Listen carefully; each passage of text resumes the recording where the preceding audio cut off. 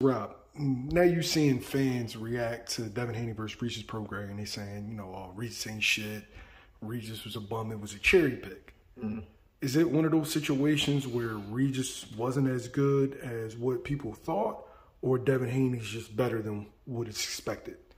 It's a little. I'm not gonna call Regis not good because he's accomplished decent things and he's won fights, but does Regis display in his fights a good amount of IQ in boxing? No, I don't think so. Dev, to me, is just that good. But what the fans need to understand is, all right, let me use this for an example. Let's just say we got a guy named John Doe. John Doe goes into boxing and he just turns pro and he's knocking everybody out, right? To the outside fans, they just see a fight happening. If they're in the gym and they watching sparring, they just see two guys, headgear, gloves, one guy's getting his ass whooped, the other guy's being dominant. So in this case, they're going to go around and say, oh, that dude's sharp. This dude's a badass. This dude, he a fucking problem. He knocking everybody out. Not knowing that the guy who they're going up against is not as skilled as the others.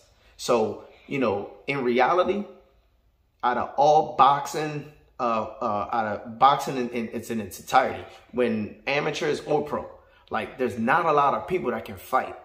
There's a lot of people that fight, though, if that makes sense. So let me clear that up.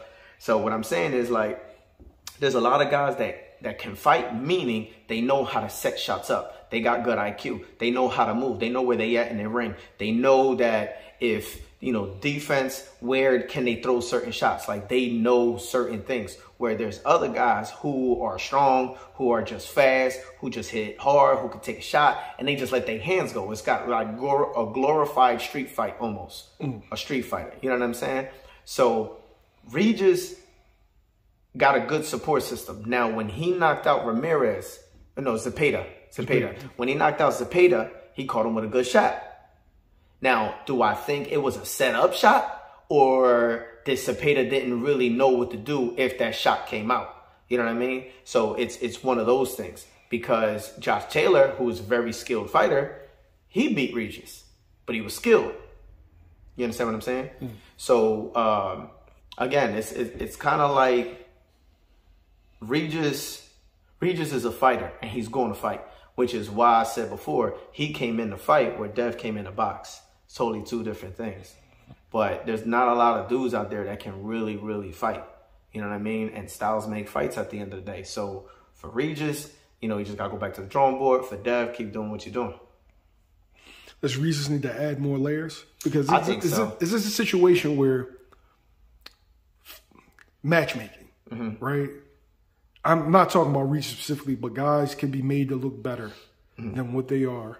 Yeah. And right. Guys, you know, fans' minds, look, this guy's a monster. But then when you put him up in there with another elite fighter or a more skilled elite fighter, it looks like they don't even belong mediocre in the same. Yeah. See, and that's what I'm saying. So throughout the whole press conference or the pre-fight or whatever it is you want, the hype before the fight, what the Regis kept talking about.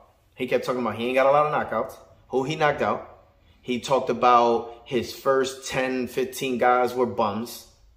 You know what I'm saying? So they paved the way very strategically for Dev. But look what he turned into. You understand what I'm saying? So Regis went in there and got a few wins. You know, he got a good notable wins. And he became a world champion. But then when he went in there with Dev, it wasn't the same story.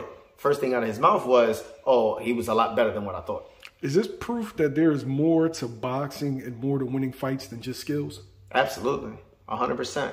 It's a totality of things. Like, you know, you got guys that you got guys, coaches, teams, managers who get into the sport and really don't know a lot of shit. You know what I mean? Like people just have that this is a low poverty type of sport. So most of the times that these guys get into this sport, you don't get the guy that was grown up in the trenches and grown up in the trenches and he rumbled his whole life. Those guys become fighters. So they dogs, natural dogs. But then you got guys that grew up in a nice sort of environment because their parents paved that way.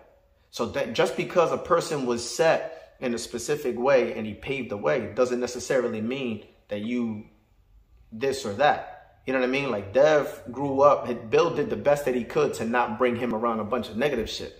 So, and that's okay. So you got certain dads that had a rough background, but they didn't want the same example for their kids. So they brought them up different.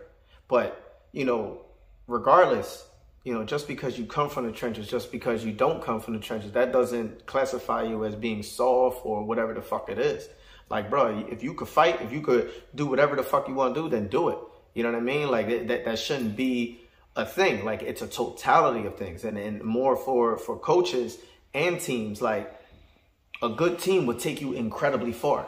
You know, there's coaches in Philadelphia that don't believe in strength coaches, but yet every fucking champion in the city, and not just this city, any city has a top strength coach, whether it's Snack, whether it's Larry Wade, whether it's what's Crow from the dude's name? What, Jeremy something? Jeremy something. I keep forgetting his name. You got Alex Ariza. Yeah, you got Alex Ariza. You know, you got so many guys that been through those platforms and look at the level. So I always say this to my amateurs, like, what makes you different? How hard do you want it? And you got to make some changes. You understand what I'm saying? So yeah, being at that top level, you're going to have to add shit to your arsenal, whether it makes you comfortable or uncomfortable. The problem is most coaches feel like their ego is being touched and they got pride into it. So it's like, no, you don't need this. No, you don't need that. And then next thing you know, you can't get over the fucking hump. That's on you.